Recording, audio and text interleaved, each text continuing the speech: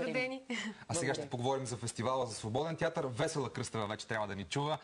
Ние се надяваме да те видим всеки момент. Веси, привет! Добро утро. Много е странно да започне деня от едно място като това нощно заведение. Само, че ние сме тук рано сутрин, за да говорим наистина за фестивала за свободен театър. Мои гости са Ида Даниел, Юлиан Петров и Цветелина Стоянова, които ще вземат участие в програмата тази година на фестивала, който започва на 14 ноември. Първо, Ида, нека да кажем защо сме на това място и всъщност каква е връзката между театъра, свободния театър и това нестандартно пространство. Връзката е в свободата и нестандартността. Свободният театър използва нетеатрални пространства, така както и театрални пространства. Тази година в фестивала има 10 различни места, където ще се видят 16-те представления. Част от тях са така нестандартни, като този клуб, част от тях са галерии, част от тях са работни студия.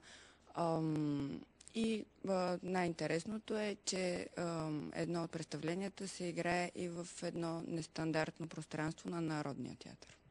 Добре, да се обърнем към Цветелина Стоянова Цвъ, която е автор на проекта Алкохол, който се играе на сцената тук в това заведение от месец февруари. Алкохол е проект по книгата на Калин Терзийски и Деяна Драгоева. Добро утро на всички зрители. Алкохол направи премиера на 20 януари в Студио 5. Аз съм благодарна на управата на Студио 5, на техническите сътрудници. За мен това е едно прекрасно пространство. На мен ми е любопитно как се възприема театъра на едно такова място.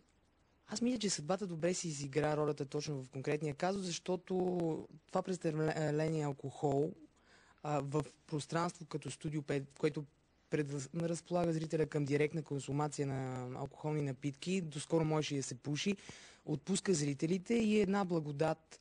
Естествено, че за актьора и режисьора това е висок пилотаж, тъй като трябва да бъде на щрек, зрителя трябва да се държи непрекъснато в напрежение, да не изпада в елементи на скука, защото все пак, когато консумираш алкохол, ти се отпускаш и като творец трябва да бъдеш много внимателен, но пък аз съм благодарна, защото това е един тренинг за мен като творец и наистина се получи един доста различен спектакъл. Усещането за зрителите, аз от личен опит го казвам, е различно. От това, когато гледаш един театрален спектакъл на място като това и в театралната зала, наистина някакси се отпускаш. Юлиан Петров, вие ще представите някаква смесица между театър и джаз, доколкото разбрах в рамките на фестивала за свободен театър. Да, това е така. Принципно това не бива да се възприема буквално, защото всъщност джазирането е театрален принцип, на който се надяваме и искаме да се случва нашия спектакъл. Точно с това е свързан избора на точно на това пространство, тъй като то носи някаква акустична такава джаз среда и атмосфера. Доколкото общуването ни с зрителите е адекватно в такова пространство, мога да кажа, че принципно текста на Бекет е отворен, т.е.